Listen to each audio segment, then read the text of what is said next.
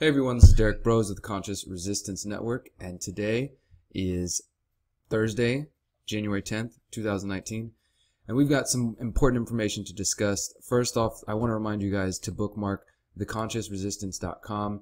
If you haven't done so, please do visit our website, theconsciousresistance.com, and make sure to bookmark it, save it, visit it, every couple days, and subscribe to our weekly newsletter, which I send out every weekend. You can sign up right here and get all of our latest content directly to your inbox. So today what we're discussing is just the latest attack on independent media. It's been maybe a month or two since I really discussed this actively.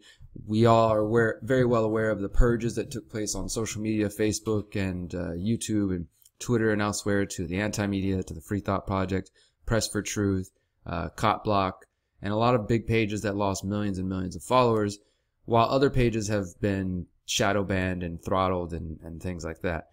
So it appears the latest effort in this ploy is something called Newsguard. Now, I first heard about this just yesterday via Mint Press News with this really amazing article here by Whitney Webb, who just dissected the whole history of who Newsguard is, who they're connected to, who the founders are connected to, and things like that. So let's start at the beginning here. This came from Manar Moahesh, who is the editor of Mint Press News, and she says that Newsguard, which promotes itself as this independent institution that is, veteran journalists who know how to do fact-checking, and they say that rather than relying on social media algorithms like Facebook or Google, they have actual people who review websites and then give it a grade, right? And this comes in the form of a browser extension, and they're working on an app for mobile where you will visit a website, and if you guys can see, let me see if you can see the top of my screen here. You see this little symbol up here in the top right? It's gray right now. It says Newsguard, right? Newsguard has access to the site. So when you visit a website, you come to the browser and you can click on it, and it'll show you what the rating is Newsguard has given. So mintpressnews.com, this website is still in the process of being rated by Newsguard. So as you can imagine, this outlet is promoting itself as independent, as the be-all and end-all of what is real, what is factual and credible. And they have what they call nutrition labels, where they rate sites based on 9 different criteria. Whether or not they have a corrections policy, whether or not they disclose where their money comes from and who runs them and things like that. But it's pretty obvious, especially when you read through the questions that they sent Manar from Mint Press News. And if you don't know about Mint Press News, they cover a lot of Middle East news, and I've written for them over the years. I'm not currently writing for them, but I have written for them over the years. And they've never pressured me, never told me what to write about, never tried to control my writing in any way. But they do take a very much kind of, they didn't buy into the Russian hysteria. They haven't bought into the anti-Assad hysteria, blaming him for every chemical attack or just all the different things going on in the Syrian so-called civil war. So because of that, Mint Press News has been under the attack of BuzzFeed News and many mainstream outlets, and trying to say that they're linked to Iranian funding. And hey, I personally don't believe that's true, but let's just imagine that this report was even true, right? That Mint Press, was originally funded by Iranian businessmen or retired businessmen or something like that. You can read the article and make up your own thoughts for yourself. And Manar responds to all the claims, and she did answer all of the questions sent to her by Newsguard. But she basically said, we're not participating because it's clear you guys already have an agenda and you're trying to paint us in a negative light. So that's why Newsguard is currently in the middle of labeling them and judging them, right? So Manar gets sent this, and that is one thing I will say to Newsguard's credit, is that at least they try to actually contact people and reach out to them and give them a chance to speak, right? So Whitney Webb then goes in and just, as I said, fact-checks Newsguard and to look into it. And this is a pretty long article, but it's definitely worth your time. And here's what the labels look like. You see foxnews.com, they have been given a green check mark, which means they generally maintain basic standards of accuracy and accountability. So they rate Fox News as a green check mark, and CNN, of course, and all the mainstream websites. But I've done some checking, and the antimedia.org fails, the Mind Unleashed fails, the Free Thought Project fails, Zero Hedge fails, of course, Websites like InfoWars failed. And I'm sure this is going to continue to go further and further till both anti-establishment voices on the left and the right have been labeled fake news and untrustworthy. Let me just show you a little peek of what it does when you go to like the anti-media, for example. And as I said, at the moment, this is just a browser extension that you can download for Chrome and Firefox and all the different browsers. But okay, so look up here. This is the extension right here, Newsguard, and you see it's red, right? So when I click on it, it tells me everything I need to know about the anti-media, right? And of course, RT, any of these type of websites. So it says, proceed with caution. This website generally fails to maintain basic standards of accuracy. And you can click on these. It says, the site provides news and commentary. It is highly critical of U.S. military involvement in foreign conflicts and what it views as the police state in the United States. And when you go to the nutrition label for the anti-media, they break down further about why they give it this failed rating. And so I guess in some way that's positive, because you can see, okay, this institution has failed us because we're not meeting X, Y, and Z criteria, and thus that gives us an opportunity to step up our game to try to meet the criteria so we get a good rating. But that would only be if this institution was independent. If we could truly say that this was an independent institution, not just some part of the ongoing war against independent thought that we know the whole fake news was about. Because if you followed our channel for a while and you follow my articles, you know that immediately after the election of Donald Trump, once the left wing and the media got behind this idea that fake news is what elected Trump, and then of course Trump used the phrase and said, okay, well, you guys are fake news. And now we have the situation where both sides just call anything they don't agree with fake news, and indirectly it also was used to attack the independent media and independent thought.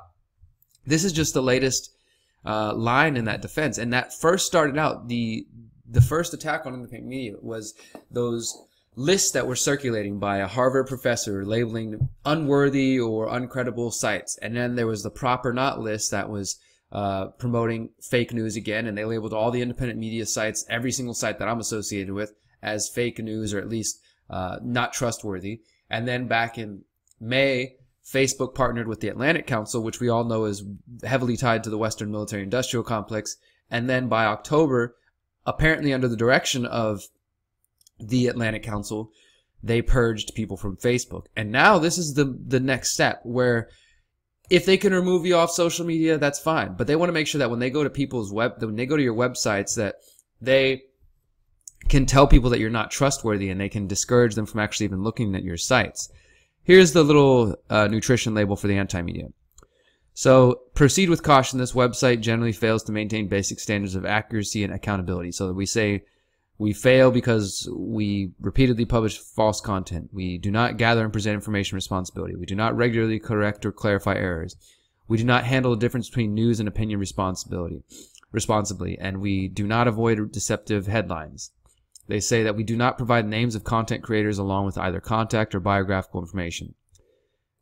So as I said, Newsguard is supposed to be individuals fact-checking, not based on an algorithm. And let's just look here. It says that, well, some of the problems with anti-media are that we regularly republish articles from Zero Hedge, which has been cited repeatedly by Snopes.com. So they're using Snopes.com and PolitiFact, and they attack people who question the Las Vegas shooting. They attack people who question 9/11.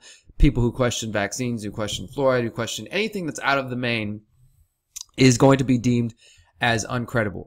And as I said, this extremely long piece, but well worth your time, from Whitney Webb, goes into all the different organizations that this institution is connected to: Council on Foreign Relations, former Bush administration officials, people associated with the Project for a New American Century. And this actually is a little short piece here done by Caitlin Johnstone, the great writer, that she put out that kind of analyzed Whitney's piece in a little bit shorter time. It says, a new narrative control firm works to destroy alternative media.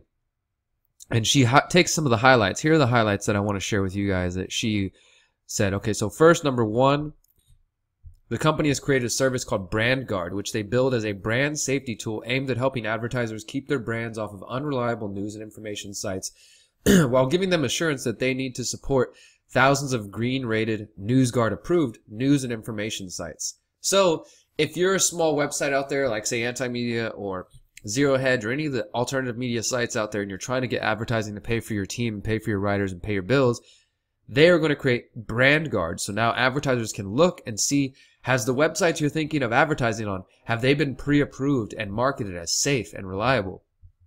Also, number 2, Newsguard's advisory boards read like fellowship lists of neocon think tanks. And indeed, one of its CEOs, Luis Gordon-Kravitz, is a Council on Foreign Relations member who has worked with the American Enterprise Institution and Heritage Foundation. Members of the advisory board include George W. Bush's Secretary of Homeland Security, Tom Ridge, Michael Hayden, who of course used to work for the CIA, and the Obama administration's Richard Stangel, who was once publicly supported the need for domestic propaganda in the USA. So all those people are associated with this institution. Number 3, despite one of its criteria for trustworthy sources being whether or not they are transparent about their funding, the specific of Newsguard's financing is kept secret. Newsguard is also planning to get its news ranking system integrated into social media outlets like Facebook and Twitter. So it's not just going to be a voluntary plugin that people can use, because you can say, yeah, this is crazy, but if nobody uses it, then it's no big deal, right? Well, they're working on getting integration with social media sites like Facebook and Twitter. Microsoft just announced that the 2019 Edge browser, which, I don't know who uses that, but either way, it's going to have the Newsguard plugin built in, and they're working on the same thing, getting it built into all of the major browsers. Number 5, Newsguard markets itself to state governments in order to get its plugin installed in all of the state's public schools and libraries. In fact, there's already been an announcement that libraries in Hawaii are already participating in this. So imagine this, all of the public computers, the libraries, the schools will have this Newsguard, which will tell people what is safe and whether or not it's okay for them to trust it or to view it and to watch it and look at these sites. And as I said, when you look at these details, it's pretty clear who these institutions are connected to and what they're about. So I think this is something we should be concerned about. And I just want to show you guys really briefly what happens whenever you have Newsguard running and you're on social media. So here's social media. Here's a friend of mine, an activist, Justin Harvey, and he posted about our meetup this weekend from the anti-media. And again, you see this little red exclamation point, and then there you go. Users just scroll over it, and then it tells them, proceed with caution. This is a conspiracy website. Read our full nutrition label if you want to know why we judged it this way. So that's what they're working towards. They're working towards, and look, even his comment, another article from the Mind Unleashed, as I said, so you don't even have to visit their websites. Just seeing their links anywhere, Newsguard will automatically warn you about the safety and the credibility of these websites. And of course, CNN, Fox News, all the mainstream garbage is rated as positive. Now, as I said, this could just be, well, okay, nobody's going to use this. It's not a big deal. But when you start searching Newsguard, all of a sudden, they're getting pushed heavily in the mainstream as the solution. This was just yesterday, Wednesday, from Wired.com. Here's what happens when news comes with a nutrition label. And it says, according to a new Gallup poll, more than 60% of respondents said they were less likely to share news from websites that are clearly labeled as unreliable. They are more likely to trust stories from websites marked as credible. And who funded that survey? Well, Newsguard and their investor, the Knight Foundation. And as I said, this article from Mint Press kind of goes deeper into who the Knight Foundation is and who all the people are involved in this. My point is, this is the next push. The Atlantic Council was first. The purging was first.